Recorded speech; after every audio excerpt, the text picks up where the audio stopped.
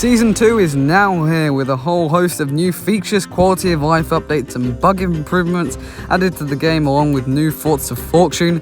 This update really is marvelous and it's better than a lot of people seem to think. There's been a lot of hate. In this video I'm going to be delving into everything you need to know about Sea of Thieves Season 2, so let's get started.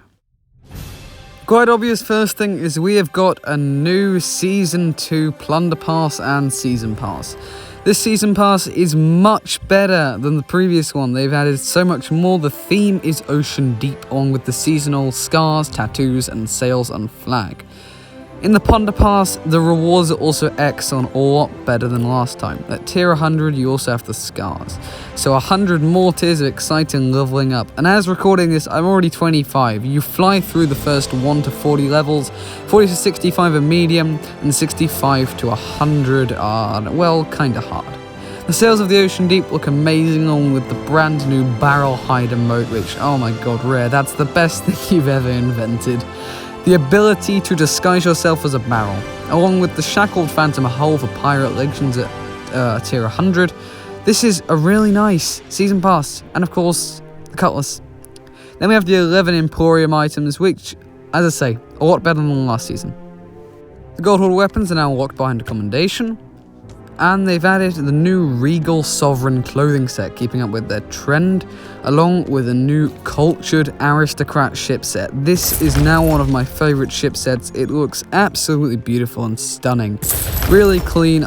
This is the kind of thing that I need to keep inventing. I know it is a reskin on the Obsidian / Silver Blade / Aristocrat / Mercenary stuff, but look, I'm not complaining. For the quality that it is, it looks really nice, and you'll see here on the ship.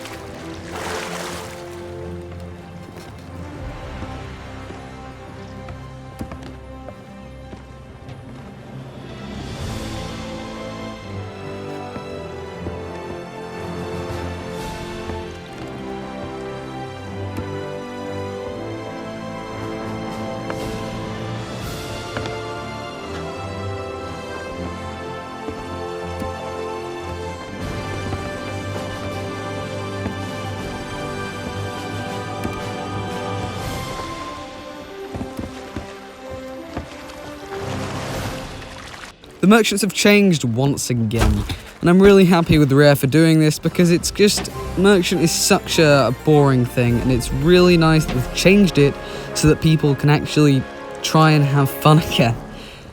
It's come a long way, merchant, and I really do think we'll get there eventually. But anyway, there's now a new tab. You can browse offers, resources, and commodities, then browse resources and commodities. And the long requested feature is here. Buying supplies. You can buy 50 cannonballs, 50 bananas, 50 wood, or a storage crate for varying prices. These restock every week on every outpost, and you can buy them once per ship. So it's very balanced in terms you can't spam buy, and I'm really happy about that. If you're a merchant emissary, however, you can buy commodities. These have to be delivered to outposts. You can see where they're in surplus and where they're in demand, and you deliver them to them as and when each outpost need them. The outposts that have more things at them, you'll buy cheaper, and there are outposts that want things, you'll be able to sell them for more expensive prices. Check the manifest next to the merchant to see them. The reason in this clip it says the pages are currently blank is because at the time they weren't processing. I don't know why, probably something to do with players. I assume that because the economy is going to work by players delivering them in surplus and demand or something. I'm really not too sure.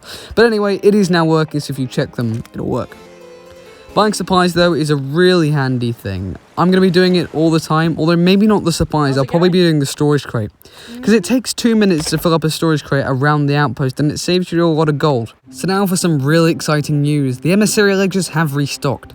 For the Reapers, the masked renegade hull and figurehead. For the gold hoarders, the tribute peak hull and figurehead, looking very, very nice. For the merchant ambassador hull and figurehead. For the Order of Souls, the Relic of Darkness, Hull and Figurehead. And for the Athena's Fortune, the Legendary Spirit Cutlass and the Legendary Spirit Pistol. These work the same as the sales, and you can still get the sales, you'll just get these rewards in the second month. They look so incredibly nice. I really like them. So then, the headline content is the Fort of Fortune. These massive forts have been around the Sea of Thieves appearing. They take a long battle, but you can overcome them. And it's really exciting because they give so much loot, but are heavily contested.